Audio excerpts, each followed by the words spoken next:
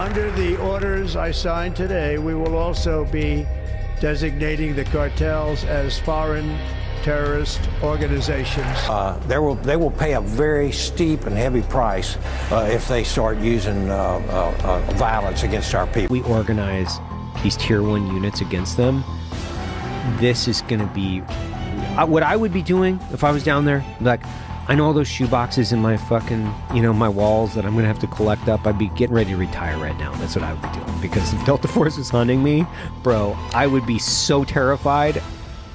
There's no doubt the cartels are the most powerful gangs in the world. They assemble themselves in sophisticated ways and have large weapons and vehicles. Some of the cartel's weapons include drones that drop bombs, a Barrett 50 cal sniper rifle that's able to take down a helicopter with one bullet, and multiple military style vehicles. They are well connected worldwide, with cartels operating drug routes in 47 countries, including the United States and China. When Trump took office, he made it apparent that he sees cartels as terrorist organizations. The cartels make most of their money from selling drugs, and the number one buyer is American citizens.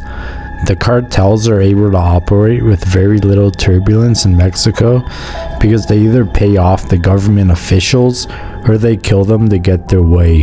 The cartels always had more power than the Mexican government. In one instance, one of El Chapo's sons was arrested, and the cartel terrorized the city, killing multiple innocent people and police officers.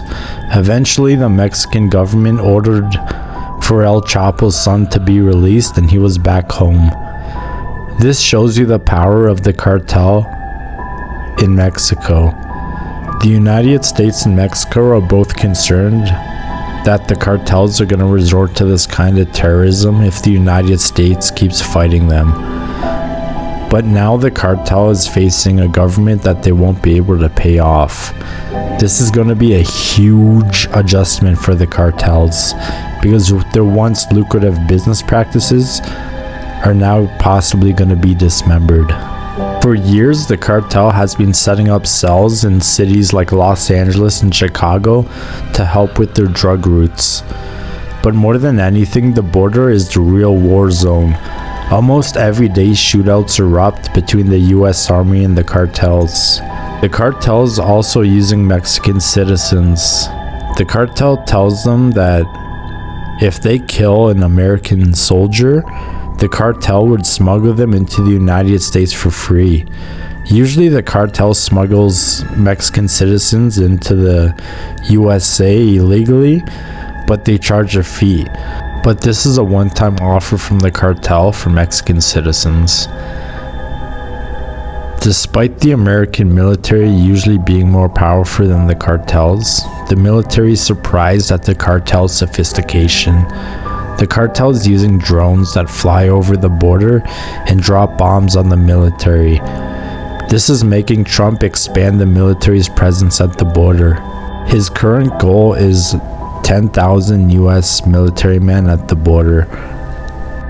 At one point, Trump was going to impose a 25% tariff on any good coming into the United States from Mexico. Trump was fed up with the lawlessness at the border, and he imposed tariffs on Mexico so Mexico would clean up the border crisis.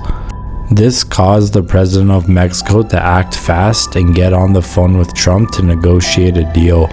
A deal was reached where Mexico would send 10,000 Mexican soldiers to the border to watch for drugs or other contraband entering the United States. Because of that, the 25% tariffs are being withheld.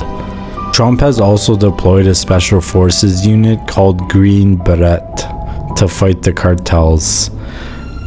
They aren't just in Mexico to fight the cartels, but they're there to train the Mexican military, advanced combat techniques, and intelligence gathering methods.